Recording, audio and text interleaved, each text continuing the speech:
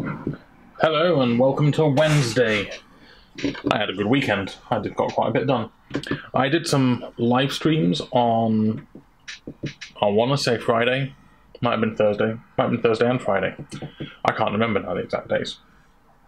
I did them on Saturday? Sunday. I did some live streams and I can't remember when they were now. But during those live streams I painted some tanks. Here's a tank.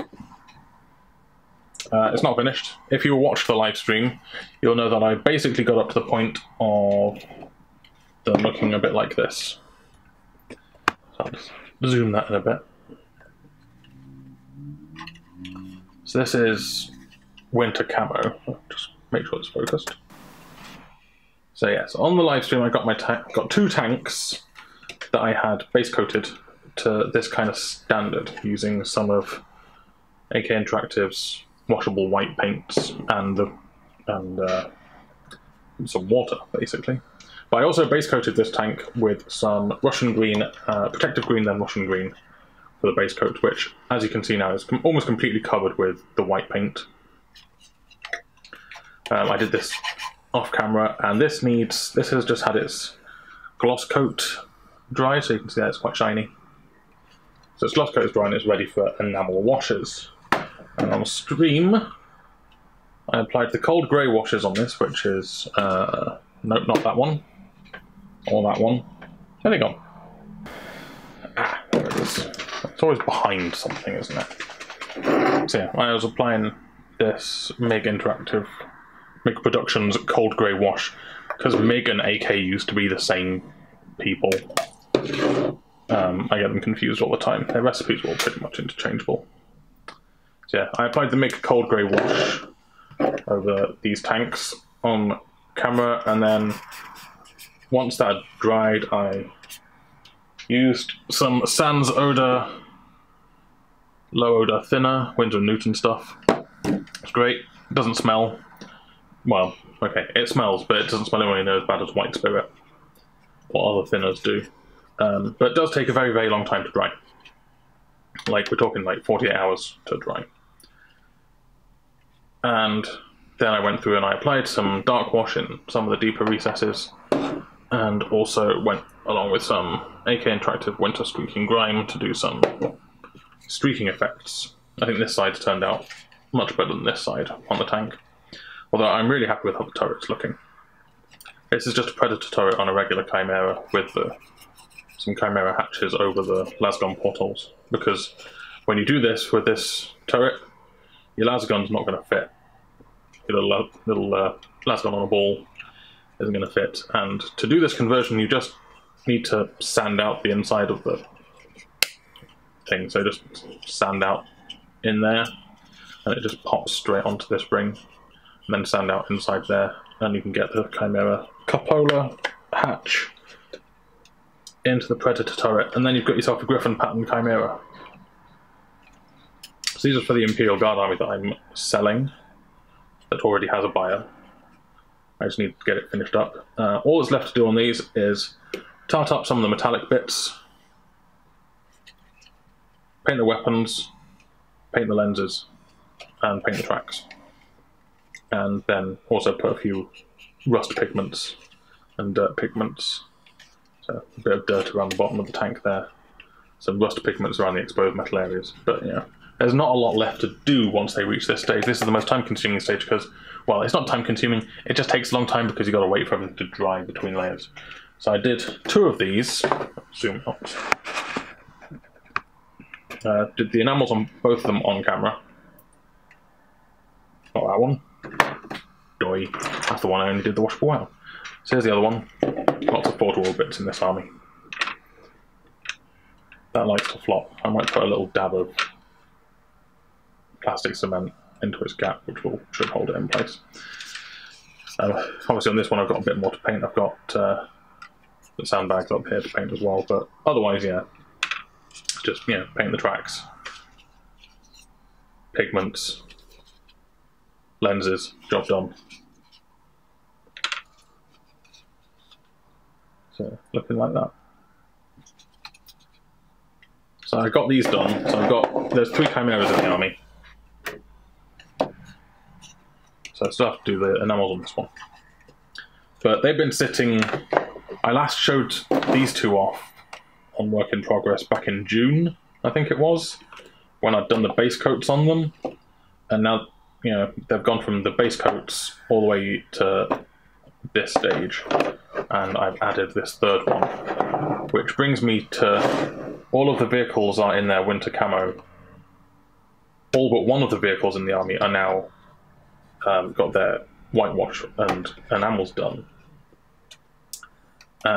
So I'm very, very close to getting it all done, but it's taken a long time because I've been prioritising content for the channel over making content that gets me paid. So this is how it's currently looking. I also, on the same stream, also for the same army, started painting me up a little Cyclops demolition vehicle. This is one of 3. I've already painted the other 2 years ago. This one's come out slightly cleaner and not quite as yellowed.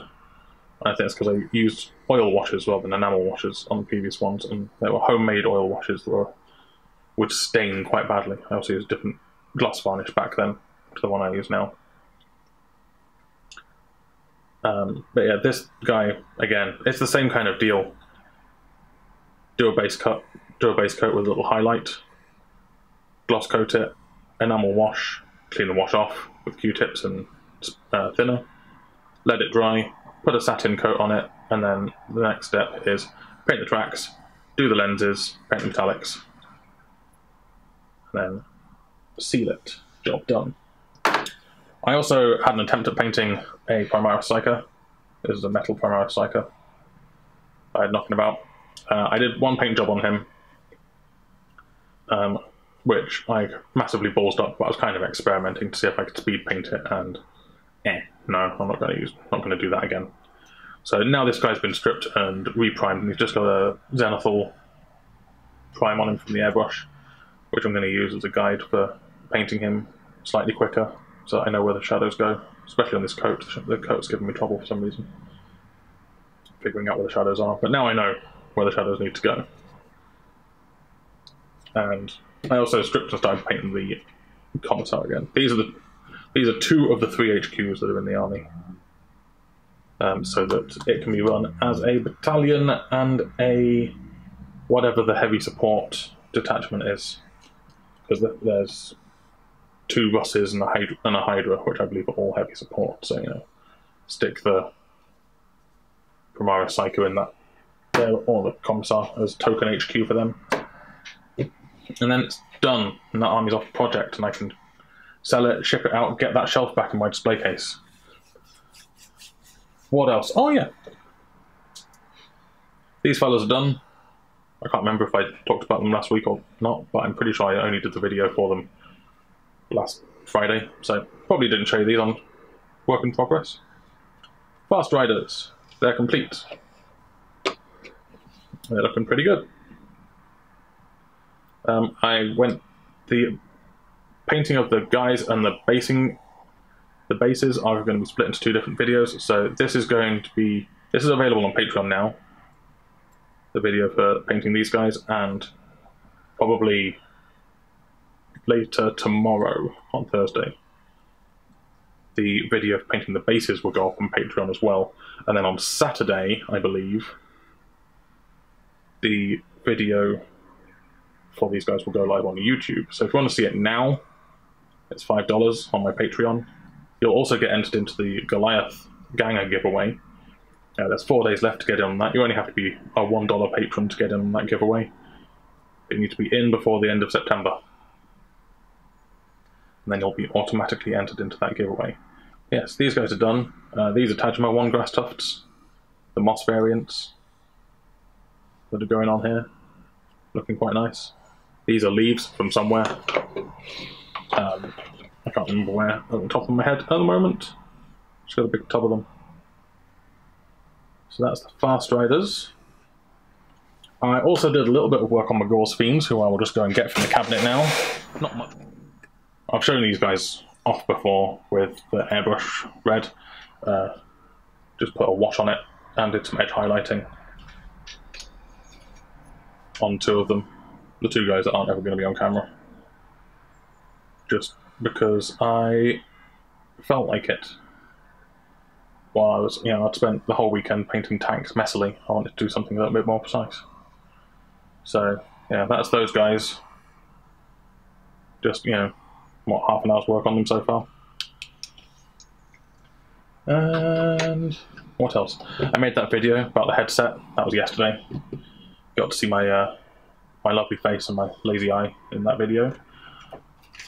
And I bought some new paintbrushes. These are all Rosemary & Co.'s. I basically just got 2 1s and 2 2s of the Series 33s because mine have given up the ghost now. The one and the 2 I bought before have lost their point, largely due to mishandling by myself.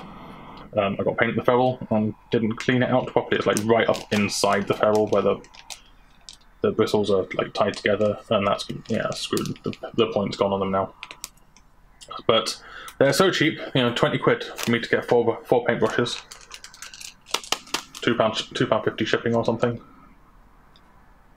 So I've got more of these. These are now just my go-to everyday brushes. My Broken Toad size 0 is still going strong. Still love it for edge highlighting. It's showing no signs of quitting so far. But like I said in the review of that, I can't use it for painting glazes and such. It's just not stiff enough for that kind of work. I also did something else. No, I think that's mostly it for painting. Yeah, that's it for painting. Lots of tanks this week. That's it. Let's talk about Warhammer Adventures, because everyone's talking about Warhammer Adventures apparently. It's good. Yeah. More stuff is always good stuff. That's pretty much the end of it, really, isn't it? Should be. More stuff is good stuff. More people in the hobby is good. Less people bad, more people good. Bringing kids into it is a good idea.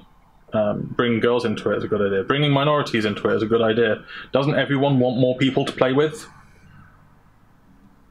I'm just a hippie. I think everyone should just get along and stop wasting their time hating on things. Also, aren't Black Library books written for 16-year-olds anyway? Don't know if have you read one? They're not exactly cutting-edge adult fiction. Pretty much all teen fiction, really. Life's too short to hate on things. Stop worrying about what other people like. As long as it's not hurting anyone, what does it matter? Be groovy, be excellent to each other. Truer words never said by Bill and Ted. Or something like that. That's it. Oh, I did get this. I recorded an unboxing, I haven't posted it yet, because I'm still experimenting with them. My scale colour flesh paint set arrived. Short version, there are definitely some paints. I haven't used them enough to be able to form a full opinion yet. But there are definitely some paints. I ran some through the airbrush and they come through quite nicely. And I managed to pick up some flow improver at the weekend. Didn't realise you're supposed to mix it 1 part flow improver to 20 parts water, it says here. So I did that. This bottle is now full of a solution of 1 part this, 20 parts water. And I've been using this to thin my paints instead of just water, and to be honest, I actually can't tell the difference.